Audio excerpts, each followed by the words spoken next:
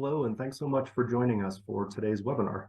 This is part of a 4-webinar series on assessment in a competency-based educational system. And in fact, this is webinar 4 of that 4-webinar series. The others can be found, depending on when you're accessing this, on our website, centerforcbe.com, under free resources. So please check those out as well. So my name is Sean Duncan. I am the Strategic Change Officer for the Center for Competency-Based Education, or CCBE.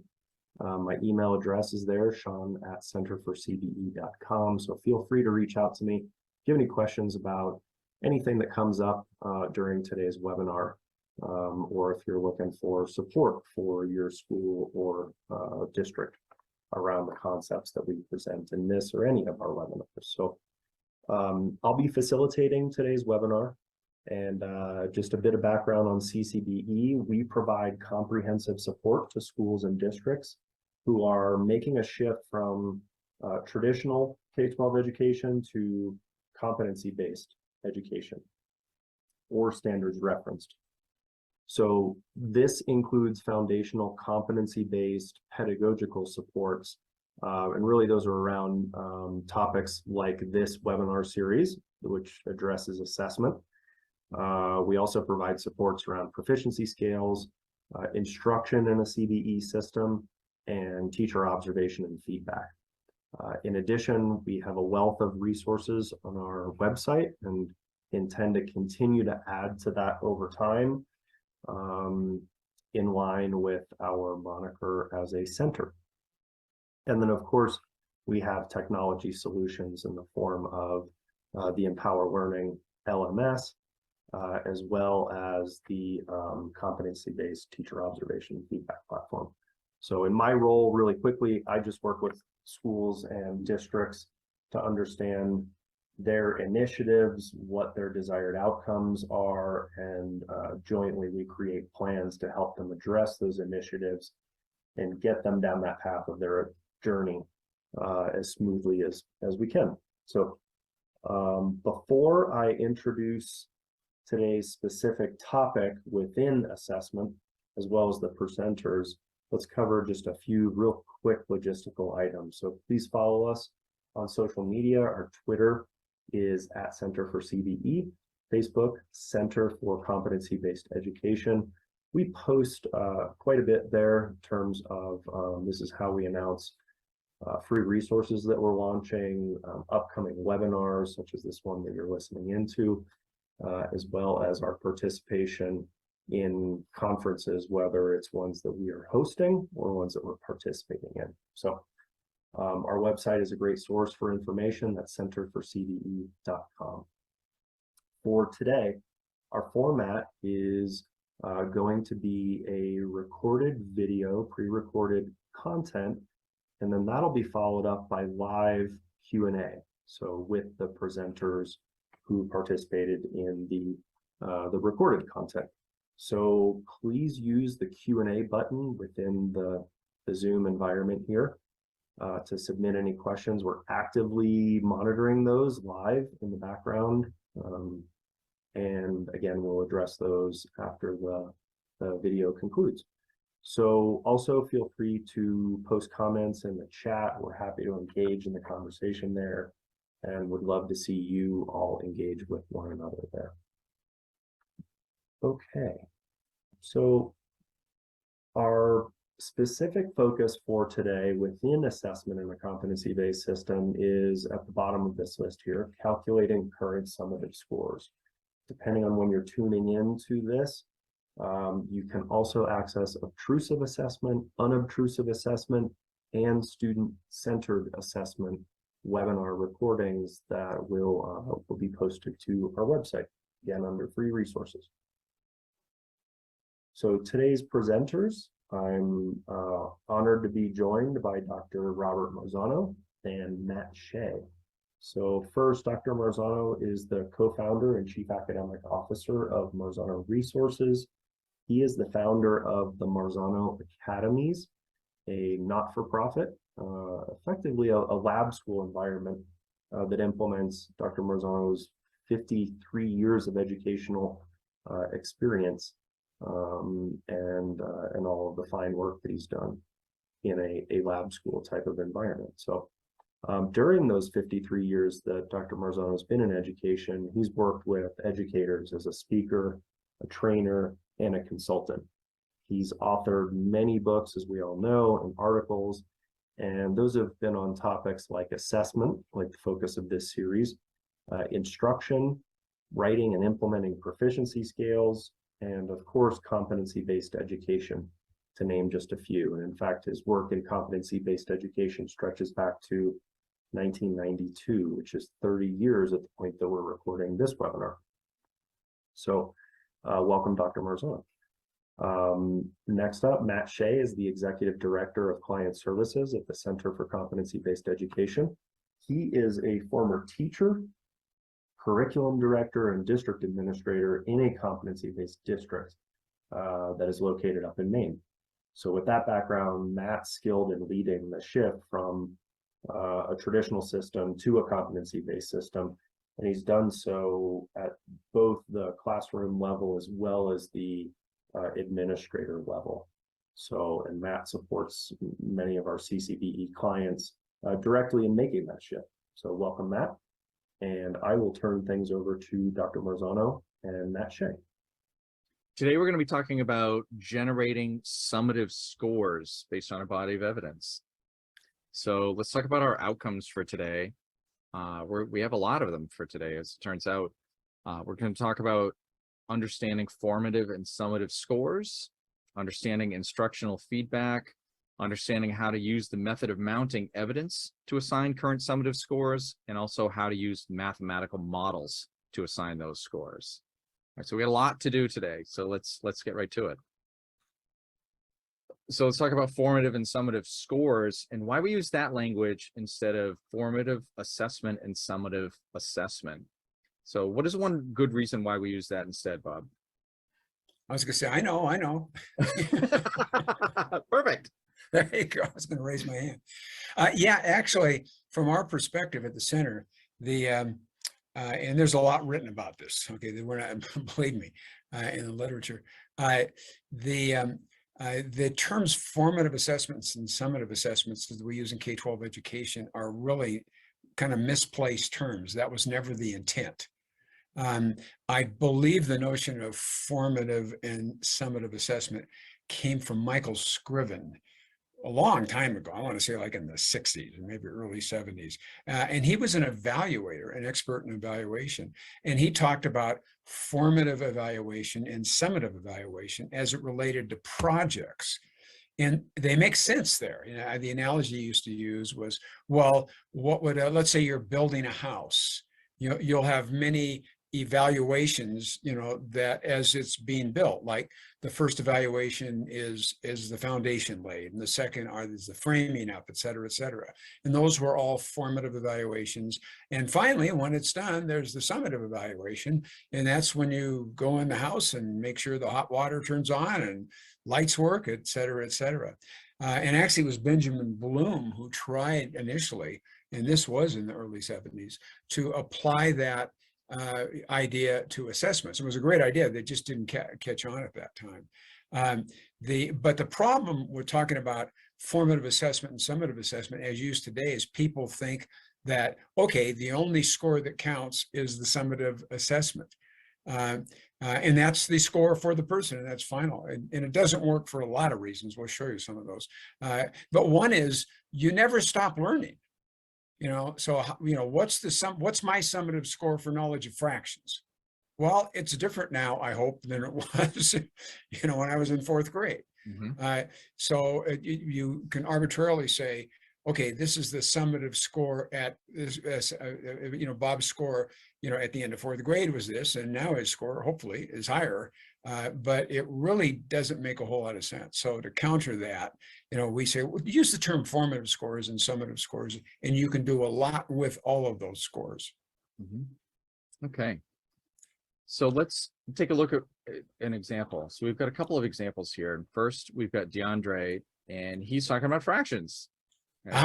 Coincidence right there. So I think you're right on track here, Bob. So we can see DeAndre's formative scores right here of a 1 and a 1.5 and a 1.5 and a 2.5 and a 3 all over time. So we've got those 5 formative scores. Now, as you were just discussing, to get a summative score, we're just going to look at that body of evidence and that pattern that we've gathered over the time. Okay. We don't want to simply calculate the average of those, because I think intuitively you're looking at this body of evidence and I'm like, okay, well, if I put all those together, kid's not going to be at a 3. He's also not going to be at a 1, but he's going to be somewhere in the middle. And is that fair for a particular kid? We're going to come back to this example in a second here. But I think intuitively we know, well, if we just average those together, that's not really fair to the kid. Okay, so let's look at another example. We'll come back to this question about the average in a minute here. So let's look at Raquel, and she's talking about transitions here. And we've got 4 particular scores here, a 1.5, a 2, a 2, and a 3.5. And those are, as you can see, about a week apart or so. Okay, the average of these is a 2.25. Now, intuitively, I think we all can see a 2.25 would not be a fair assessment of where she is in her learning right now. Instead, the teacher's given her that little star at the 3.0 level. So I got a couple of questions about this. First, why wouldn't the teacher use the most recent score? 3.5 seems like that's a pretty good score. Why don't I just give her that one? Mr. Marzano. I know. Again, we've written a lot about the actual mathematics of this. The problem with using any single score as a summative score is that there's always error in the score. And this was established, no kidding, like 1904 by Spearman, who was a psychometrician, who talked about, hey, every score has 2 parts. There's a true part to the score and an error part, ERROR. And he basically said, hey, if you get a 75 on a test, that's your observed score. But some of that 75 is made up of what's the true score for you. And true score is, under perfect conditions, the score you would have received. And some of it's error. So that 75 could be an overestimate of your true score or an underestimate, but there's always error. So I used to say to teachers, tattoo this to the back of your hand. Never, never, never use a single score to make a judgment about an individual's knowledge or skill relative to a specific topic. It's a piece of evidence, and use the whole array of scores. So that's not so short of an answer.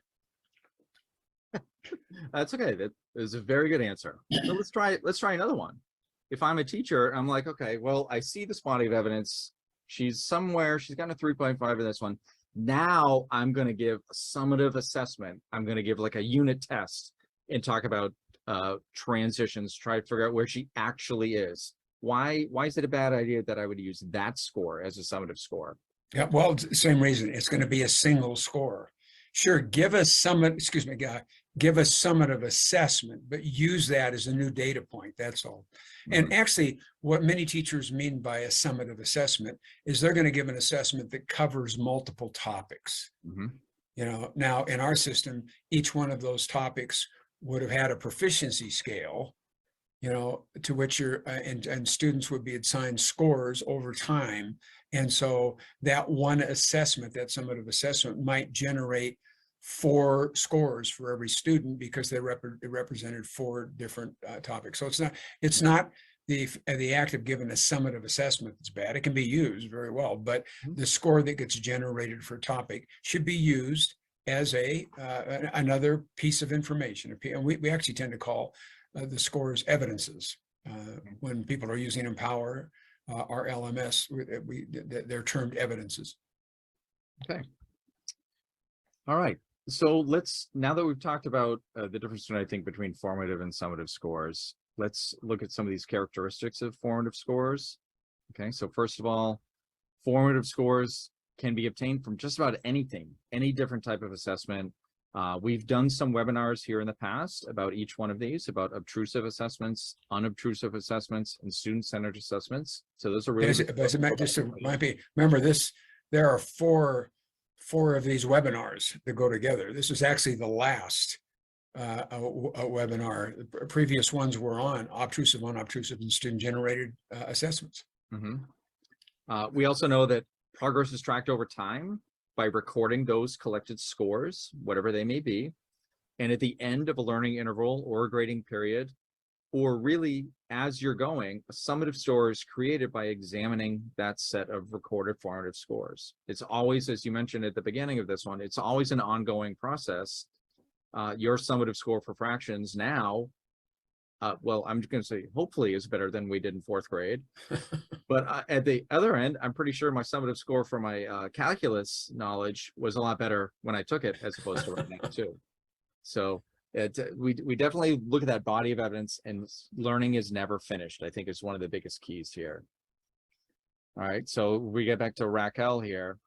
Her pattern meets these characteristics of formative scores. So let's go through each one of them individually to make sure that we're hitting them all.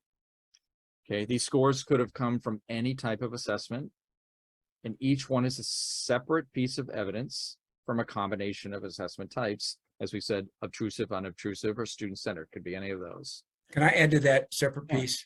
Yeah, the nice part, actually more technically what we mean is with each one of these, the teacher was looking at that particular time, which and didn't say, well, last time Raquel was a 2, so I know she's at least a 2. That's a whole different process. Right. You know, but this allows you to kind of forget about what happened and what do I see right now? Right, exactly. And I think that's really important. It doesn't matter what's happened in the past. What does the evidence show me right now? So I can add that to the body of evidence, but it doesn't really have any bearing on what they did before. That's right. That's a great point. Thank you. These could have been unobtrusive observations, practice, another essay, could be a variety of things. These scores are displayed so they see the progress over time. So we're looking for patterns here. Could potentially be scores from other teachers. Okay, evidence can come from anywhere. So this is not just the teacher and the student and the target. It's strictly the student and the target, and that's it. Yeah, can I just highlight that too? Yeah. And again, in our model, a true CBE system would be one where multiple teachers actually could assign evidence scores for a student.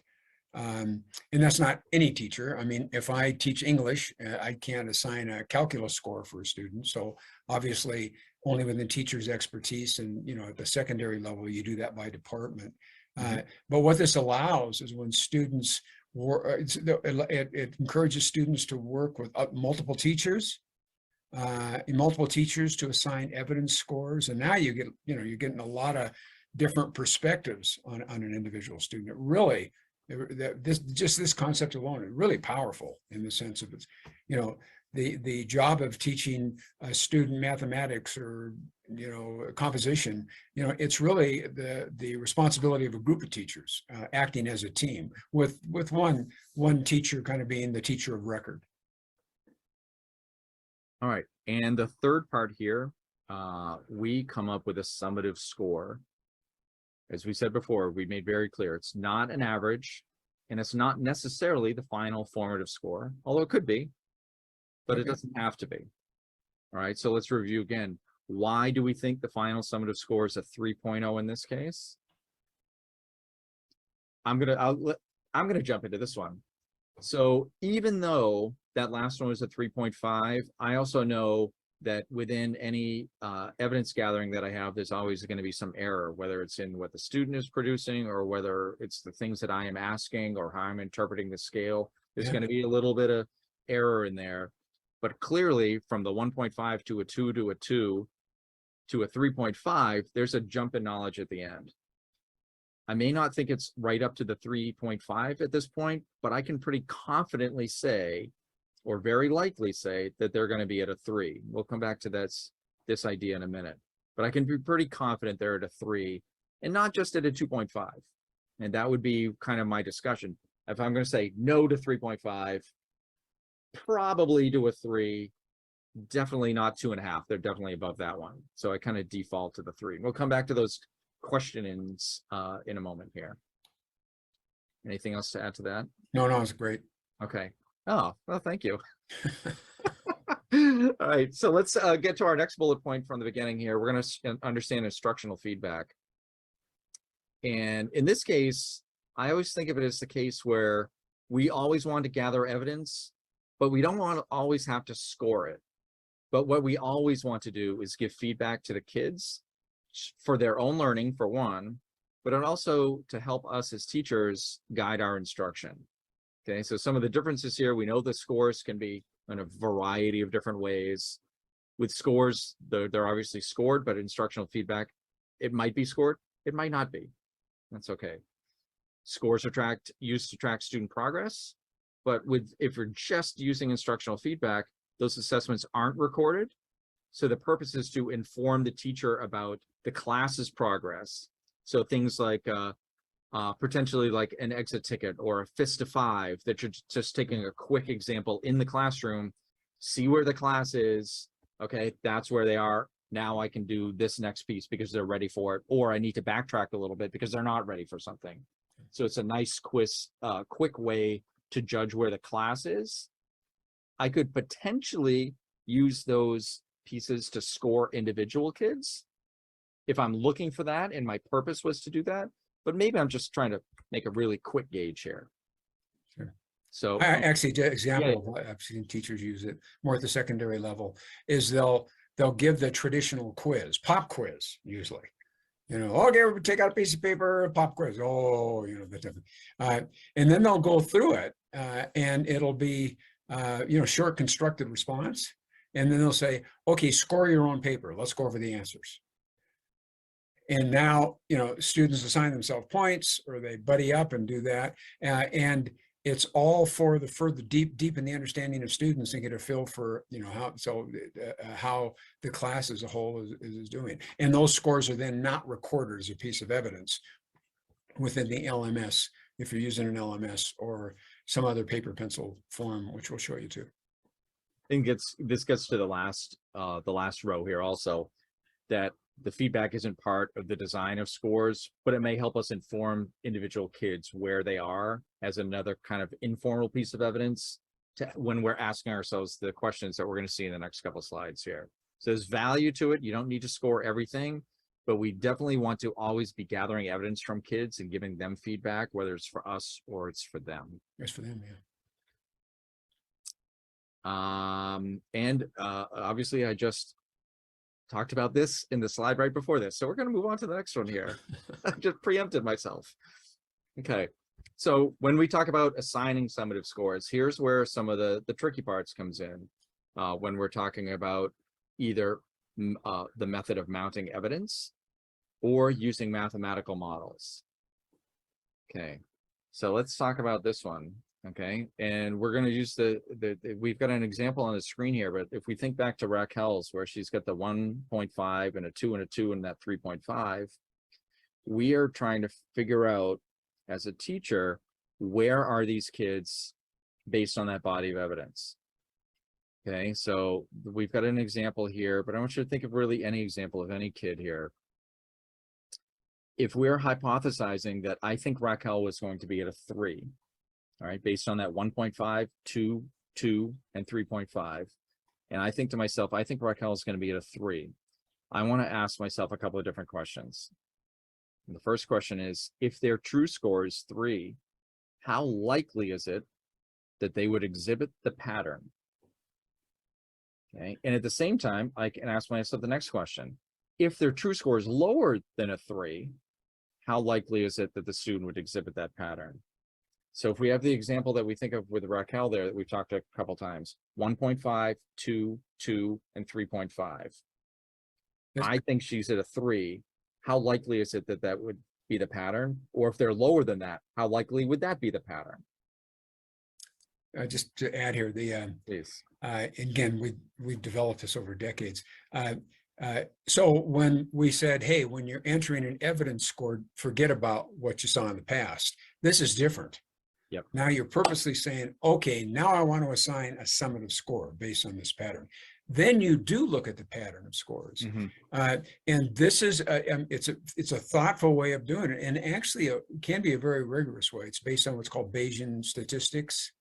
and we explain that in one of our handouts, where mathematically, if you consider these two questions, it increases the probability that you've got the right final score here, the right summative score, by saying, okay, I kind of think, I mean, in a little while ago, we just kind of hear, well, she looks like a 3 to me, or he looks like a 3 to me. This is now, no, let's look at the pattern and asking yourself those questions. How, if it's a 3, how likely is that given the pattern, of a previous pattern? Or, and there's a further check, how likely is it given the previous pattern that it's actually lower than a 3? That takes some thinking, and there are tools to do that thinking for you mathematically, which will show you. But you don't, you can do this rigorously just by analyzing the patterns yourself. So the example that I have on screen here is a little bit different from the Raquel one that we had before. But in this case, the student only has scores of 2 and 2.5. But I'm using a further method. I'm using my probing discussion method to determine where they are. Right, I'm trying to figure out, okay, where are they on this particular target? And I am saying, okay, based on the evidence that they've given me right now, they're at a 3. I can still ask myself these same questions, even though I don't have that pattern all right on screen, for instance, all in one, but I have another piece in my head that's now saying, okay, I think they're at a 3. If they're at the 2s and the 2.5s, and now they have pieces of 3, the same questions are relevant based on the evidence that I have. It's just not a formal piece of evidence that I have maybe entered in a system at this point, but I'm still gathering a body of evidence with those, basically with those dots, and trying to figure out where kids are. So these questions are perfectly valid. And when I ask myself these questions, we try to break these up into smaller pieces, like our levels of certainty. Am I very confident? Is it very little likely that this pattern would happen? Is it likely? Is it like, I'm not really sure, or is it, no, this is definitely not going to happen? And we can do this with any score if we hypothesize that our score could be a 2.0 based on this particular piece of evidence, body of evidence. It could be any of the true scores. We just need to ask ourselves, with the answers being these levels of certainty. Yeah, no, thanks, Matt. I was thinking of Raquel. Yeah, I didn't read that paragraph, but it still applies. The logic still applies. Absolutely. The questions are good questions to ask, no matter what type of situation that we have. Based on that body of evidence, how likely is it their true score is this, or if it's lower? And then you can kind of figure out and kind of narrow yourself down to where that true score actually is. And when you need more evidence, you go and gather more evidence from the kids. That's always okay. So as we said before, we're going to say it a million times, the learning is never finished. It's always ongoing. All right. Fortunately, there are tracking sheets that we can do this rather than just try to hopefully take a bunch of notes on stickies and leave it on my computer. So we have a tracking sheet here with a bunch of topics across the top. So we've got order of operations and parentheses and multiplication, division, etc.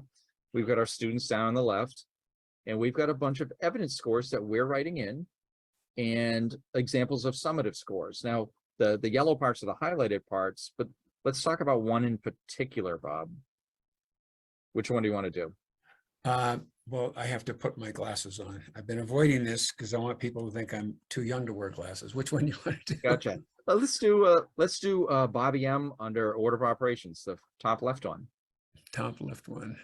Okay, so Bobby's evidence scores right now in order are 1.5, 2.0, 2.0, and 2.5. Well, I know Bobby M from, so it should be a 4. There's a mistake on this form. Clearly. But if we're trying to be rigorous about it, it's actually no mistake at all. The left-hand column, that represents the observed scores for Bobby over time. So the way you enter scores is the first score goes to, if you see the 2 columns to the left there, one doesn't have any scores in it. To the one to the left, there's a 1.5, and then correct me if I'm wrong here, no kidding, a 1.5, 2.0, 2.0, 2.5, correct? Mm-hmm. That's correct. Okay, yeah, good. And so I've got the pattern right there in front of me, and it could be that that I don't fill in the summative score, and that's the third column in each cell, until I have enough evidence where I can say, let me look at that pattern. Right. So where it is right now is that the teachers looked at Bobby M and looked at those 4 scores and asked those questions, how likely, what, and said, well, gee, I think it's a 2.0, but then asked those questions in terms of, does the pattern verify that score, or would it more point to a lower score? So it's just a way of keeping track, and it's not that hard to do. It's honestly not that hard to do. You can get quite a few topics in students on a tracking form like this. And we always recommend you do it electronically with a proper LMS. And we have some tools that are free you can use. We'll show you in a second.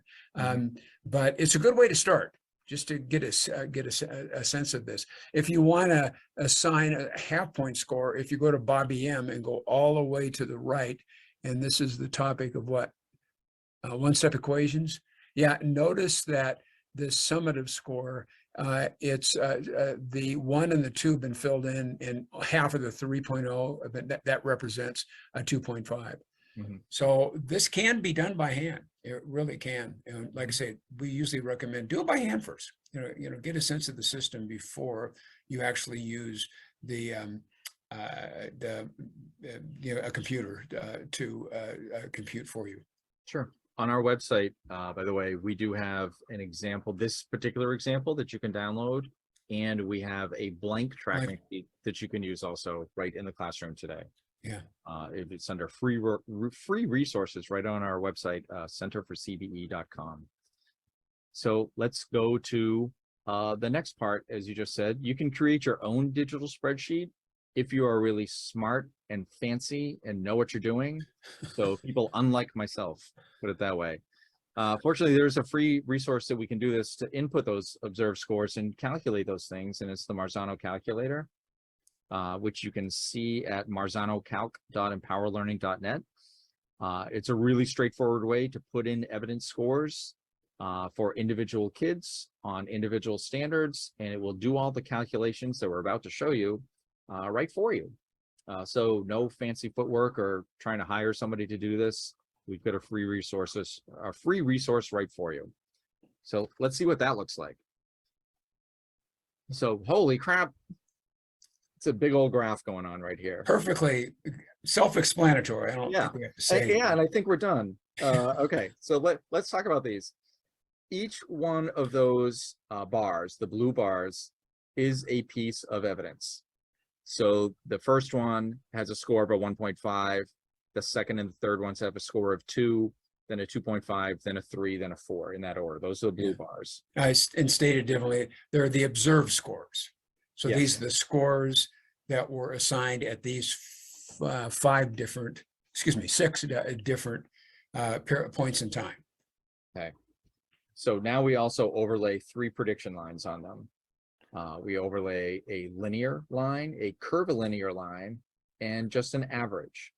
So let's go through what each one of these mean. Okay, we start with the linear line. Yeah, can I do this one? Oh, but please, yeah. Yeah. See, each one of these lines represents basically a theory of learning. This straight line represents a theory about learning that it goes up in equal increments, that you learn as much from week 1 to 2 as you did, you learn as much from week 4 to 5 as you did from 1 to 2. And so it's a mathematical model. And that's what scientists use to make predictions under certain assumptions. Like there's what happens here naturally is a linear thing. And so what the calculator that you can use for a free calculator, it will actually compute the true score at each of those points under that assumption. So here it says that the 5th score under the assumption of a linear relationship actually was a 3.19. That's the true score. And the 6th score was a 3.64. So it's a mathematical model, estimating the true score based on the assumption that learning is linear. Let's do the next one. Okay. The next one's our curvilinear trend line.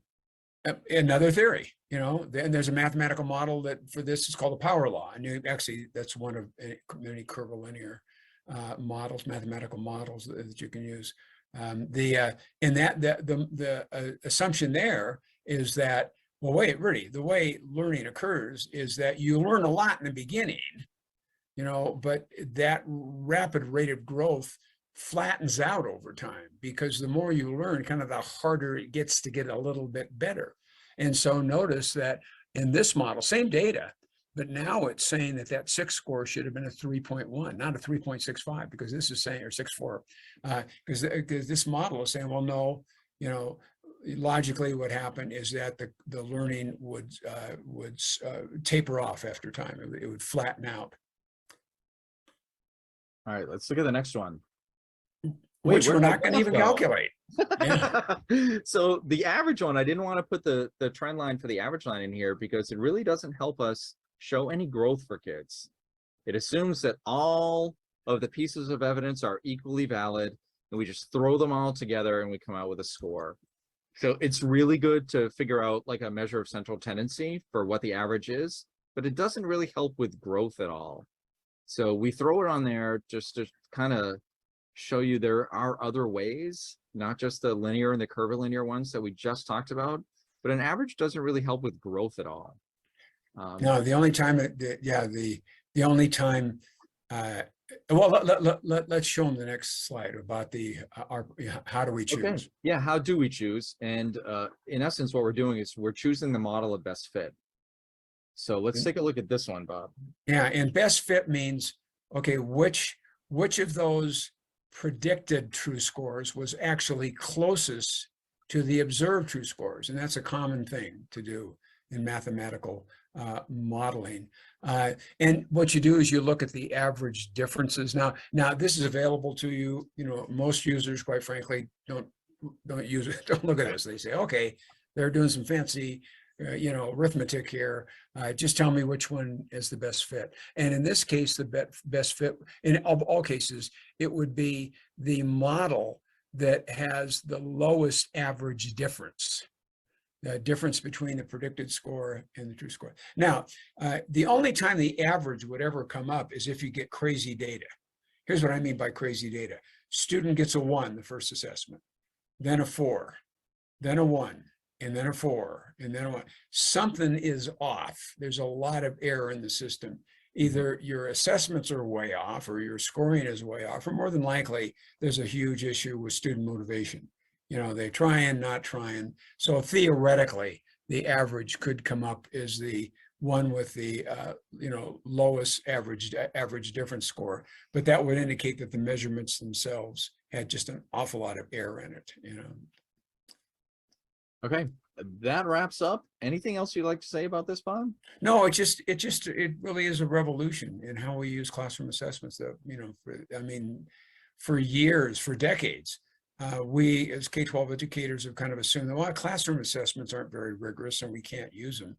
Yes, you can, and yes, they can be very rigorous if we look at patterns of scores over time on assessments that are tied to a specific proficiency scale. All right, thank you very much. Thank you.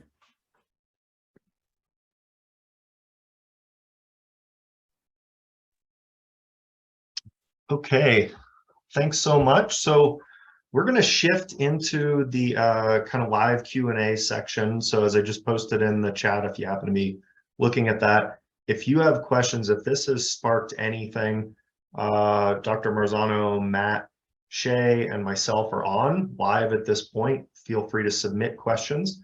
I did want to, if you guys could give me, humor me for just a moment, the grade calculation sheet that was mentioned in the video, I wanted to show that live.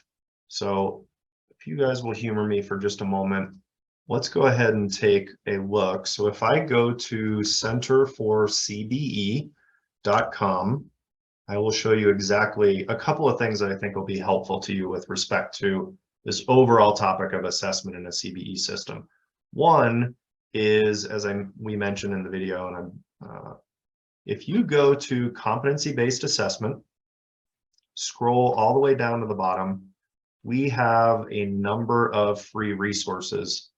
You will notice two that are related. So one is the sample grade sheet, and then one is the sample grade sheet exemplar. The exemplar is the one that was built into what was just presented, and then the sample grade sheet is a blank version of that. So use those two in conjunction to calculate summative scores by hand.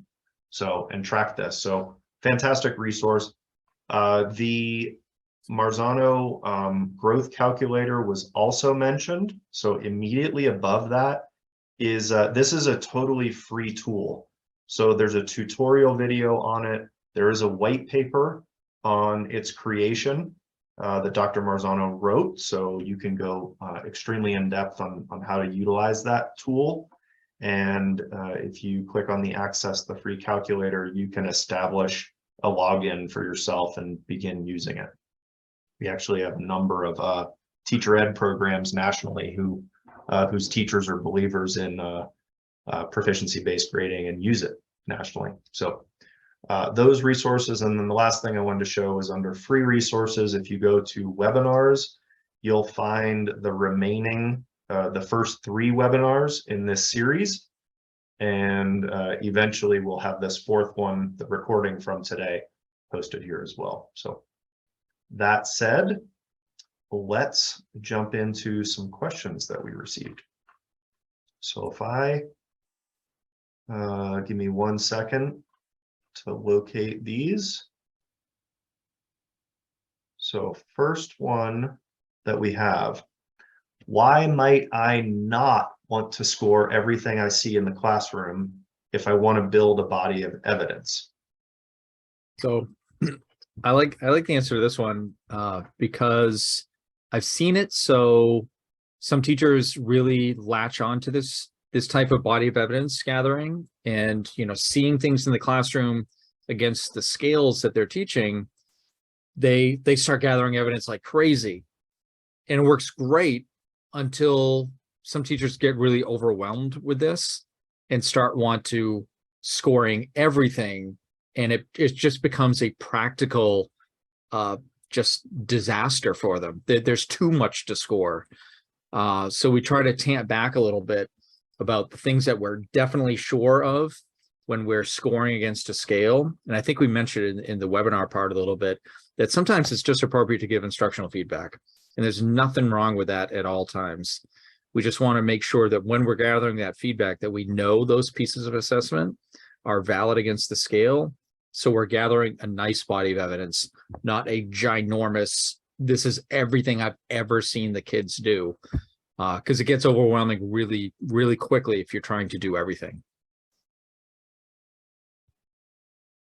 Yeah, one thing I would add to that, just from our experience in this realm, is that, in a traditional classroom like the one that I taught in when I was in the classroom, I would have a single activity or assessment, a paper, for example, an essay.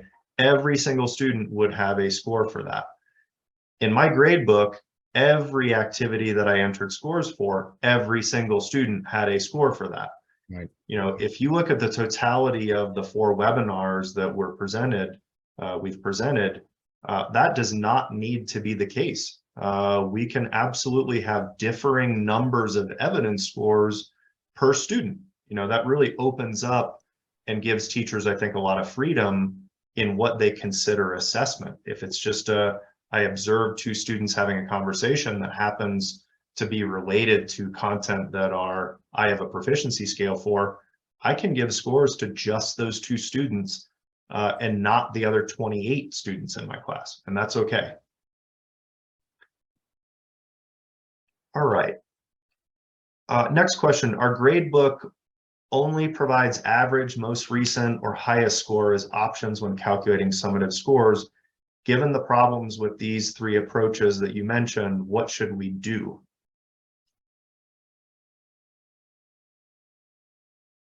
Oh, Bob, you're on mute. You're muted, Bob. Thanks. I knew that. Yeah. I was saying is, well, that's hard to answer without being self-serving. You do the best you can. Obviously, that's why we developed Empower. You might look at that free calculator, but I would say just knowing what we presented here about just look at the pattern, that helps too. And I think the general rule should be look at all the information you have, but the summative score you put there, it can, you don't have to just follow what's been calculated. That can be your reasoned, rigorous judgment, so just, do the best you can. I would agree. Yeah. And use those free resources that you can hand calculate it as an alternative that were presented. So agreed. Okay. Next question. Does the order matter in the body of evidence? What is it? Word? Does the order matter? I'm not entirely sure. Yeah. So I think this might be an approach that I know that I used to do, like before I started teaching some standards based stuff, that I gathered some work for kids, but I never really entered any grades in my grade book until like 2 weeks later, when it was weekend and I could put all the scores in.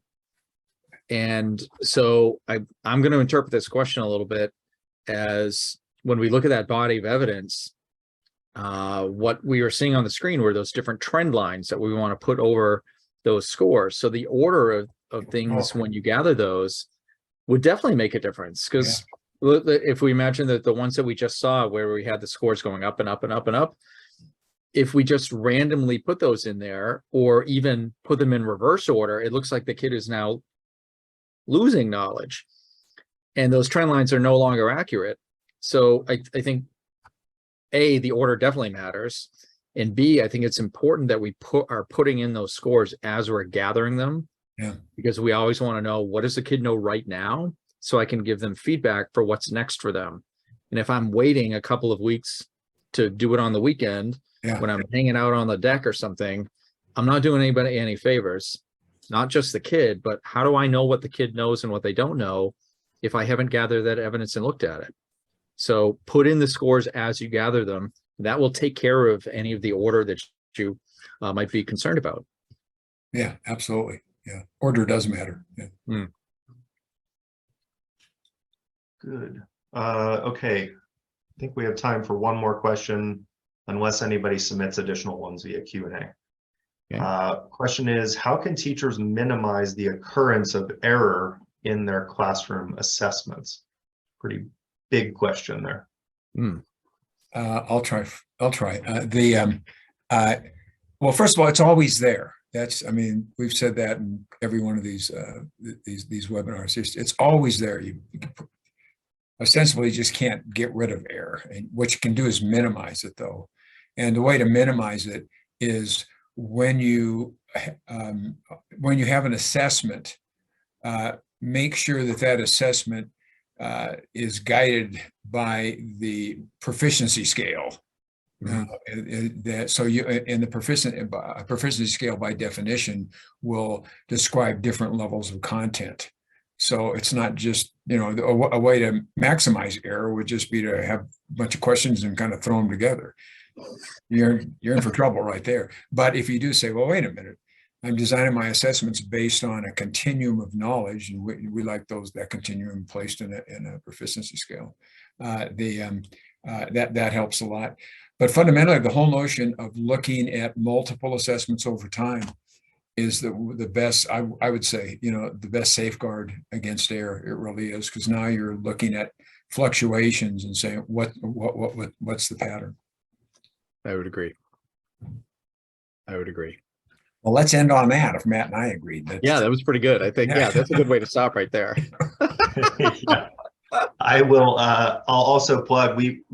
Underlying all of these, the webinars that we've been doing on assessments is, and we've mentioned it multiple times, proficiency scales.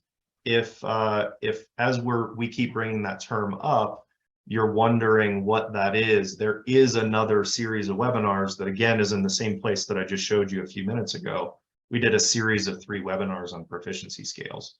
And what we'll do is I'll just end on the note that we support schools and districts in all of this work, whether it's around proficiency scales, assessment, instruction in the CBE system. So these are all topics that we'd be honored to work with schools and districts in helping them work through. So with that said, thank you so much for joining us. We appreciate you spending some time with us this afternoon, and we'll see you on the next webinar. Take care, everyone. Thanks, everybody.